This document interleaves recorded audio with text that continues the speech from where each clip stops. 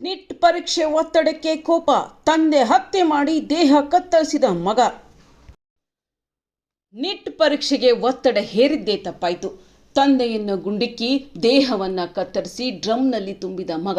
ಲಕ್ನೋದಲ್ಲಿ ನಡೆದ ಹೃದಯ ಕಲಕುವ ಘಟನೆ ಇದೀಗ ದೇಶಾದ್ಯಂತ ಚರ್ಚೆಗೆ ಕಾರಣವಾಗಿದೆ. ಉತ್ತರ ಪ್ರದೇಶದ ಲಕ್ನೋ ನಗರದ ಆಶಿಯಾನಾ ಪೊಲೀಸ್ ಠಾಣೆಯ ವ್ಯಾಪ್ತಿಯಲ್ಲಿ ಈ ಭೀಕರ ಪ್ರಕರಣ ಬೆಳಕಿಗೆ ಬಂದಿದೆ. ವರ್ಧಮಾನ್ ಪ್ಯಾಥಾಲಜಿ ಮಾಲೀಕರಾದ ಮನ್ವಿಂದರ್ ಸಿಂಗ್ ಹತ್ಯೆಗೀಡಾದ ವ್ಯಕ್ತಿ.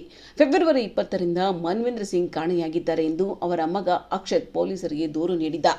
ತಂದೆ ದೆಹಲಿಗೆ ಹೋಗುತ್ತೇನೆ ಎಂದು ಹೇಳಿ ಮನೆ ಬಿಟ್ಟಿದ್ರು, ಆದರೆ ವಾಪಸ್ ಬಂದಿಲ್ಲ ಎಂದು ಹೇಳಿದ್ದ. ಅವರ 3 ಮೊಬೈಲ್ ಫೋನ್ಗಳು ಸ್ವಿಚ್ ಆಫ್ ಆಗಿದ್ವು. ಫೋನ್ ಲೊಕೇಶನ್ ಕಾಕುರಿಯಲ್ಲಿ ತೋರಿಸಿದ್ದರೂ ಮೊಬೈಲ್ ಸಿಕ್ಕಿರಲಿಲ್ಲ. ಆದರೆ ಪೊಲೀಸರಿಗೆ ಅನುಮಾನ ಶುರುವಾಯಿತು. ಅಕ್ಷತ್ ಹೇಳಿಕೆಗಳಲ್ಲಿ ವ್ಯತ್ಯಾಸ ಕಂಡುಬಂದ ಹಿನ್ನೆಲೆ ಕಠಿಣ ವಿಚಾರಣೆ ನಡೆಸಲಾಯಿತು. ಇನ್ನು ವಿಚಾರಣೆ ವೇಳೆ ಅಕ್ಷತ್ ಮೊದಲ ತಂದೆ ಆತ್ಮಹತ್ಯೆ ಮಾಡಿಕೊಂಡಿದ್ದಾರೆ ಎಂದು ಹೇಳಿದ್ದ. ಆದರೆ ಕೊನೆಗೆ ಸತ್ಯ ಒಪ್ಪಿಕೊಂಡಿದ್ದಾನೆ. ಫೆಬ್ರವರಿ 20ರ ಬೆಳಿಗ್ಗೆ ಸುಮಾರು 4:30 ಸುಮಾರಿಗೆ ತಂದೆ ಮಗನ ನಡುವೆ ಜಗಳ ನಡೆದಿದೆ. ನೀಟ್ ಪರೀಕ್ಷೆಯಲ್ಲಿ ಪಾಸ್ ಆಗುವಂತೆ ತಂದೆ ಒತ್ತಡ ಹೇರಿದ್ದರು ಎನ್ನಲಾಗಿದೆ.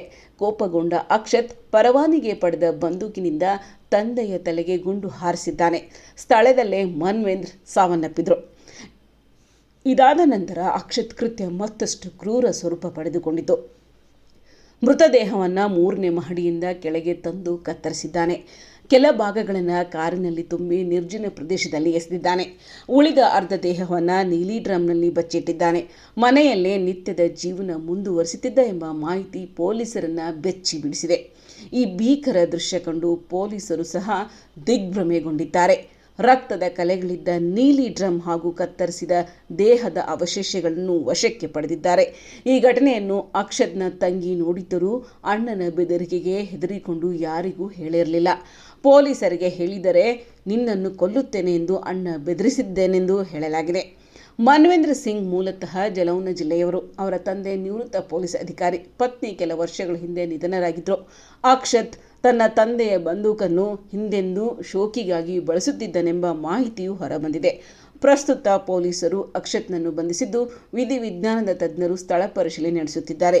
ಈ ಪ್ರಕರಣ ಪೋಷಕರ ಒತ್ತಡ, ಯುವ ಮನಸ್ಸಿನ ಅಸಹನೆ ಮತ್ತು ಕುಟುಂಬದ ದುರಂತದ ಬಗ್ಗೆ ಗಂಭೀರ ಪ್ರಶ್ನೆಗಳನ್ನು ಎಬ್ಬಿಸಿದೆ.